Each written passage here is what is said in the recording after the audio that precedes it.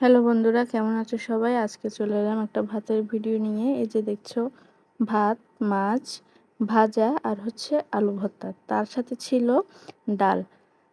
আমি দেখো আগেই ডালগুলো খেয়ে নিচ্ছি। ডালের পানিটা খেতে আমার খুবই ভালো লাগে। যাদের গলায় ব্যথা বা গলা খুসখুস করে তারা অবশ্যই ডালকে পানির মতো করে ওই পানিটা খাবেন, তাহলে দেখবেন অনেকটাই ডালের পানির কারণে গলার খুসখুসেটা বা ব্যথা থাকলে ওইটা অনেকটাই কমে যায়। তো আমি বাঙালি মাছ বলতে প্রিয়, আমিও সেই মতো মাছ খেয়ে নিচ্ছি। প্রথমেই আগে মানুষ ভাত দেয়, আবার আমি মাছ দিলাম। মাছটা কামড় দিয়েই ভাতটা খেলাম। শান্তি! এর মতো মজা আর কিছু নেই। এখানে সবাই হাঁটাচলা করছে, কথা বলছে, তার মধ্যে আমার ভিডিও চলছে। এখন আমি আস্তে আস্তে ডাল দিয়ে এখন ভাত খাবো, মাছ খাবো, সবগুলো মিলেমিশে একাকার ভাজি নিয়ে নিলাম।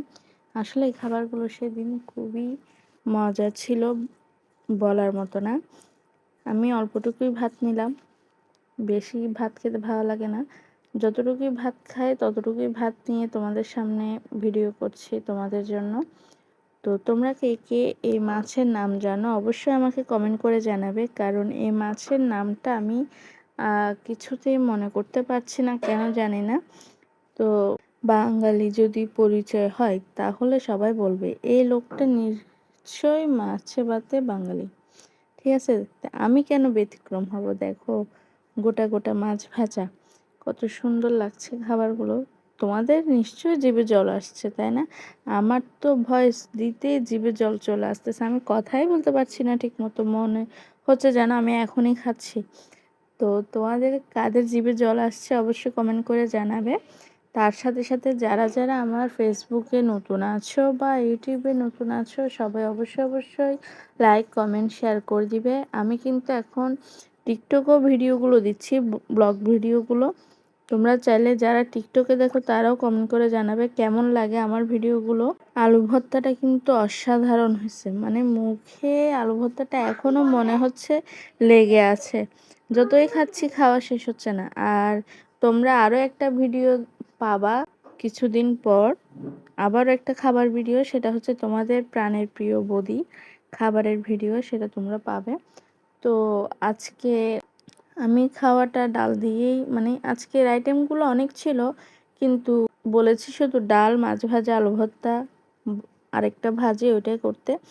আমি খাবারগুলো খাচ্ছি আর আমার থেকে চাইনিজদের কথা মনে পড়ছে। আমি খাচ্ছি কথা বলে বলে খাবার।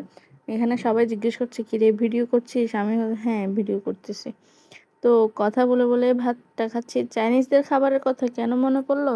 চাইনিজরা খাবার খায়, সাউন্ডটা হয় খাবারের, মানে এক্সট্রা ভয়েস ওভার করে না ওরা। কিন্তু ওইখানে আমি দেখো কতগুলো তোমাদের জন্য ভয়েস ওভার করে করে করে করে ভিডিও দিই, তোমরা সেগুলোতে লাইক কমেন্ট কম করো। কিন্তু চাইনিজদের যে খাবার ভিডিও আছে ওখানে কিন্তু তোমরা প্রচুর পরিমাণে লাইক কমেন্ট করো। তো তোমরা হচ্ছে যাদের মাথায় তেল আছে তাদেরকে বেশি করে তেল দাও। যাদেরকে মানুষ লাইক কমেন্ট করে তাদেরকে বেশি লাইক কমেন্ট করো। একটা উদাহরণ দিলাম।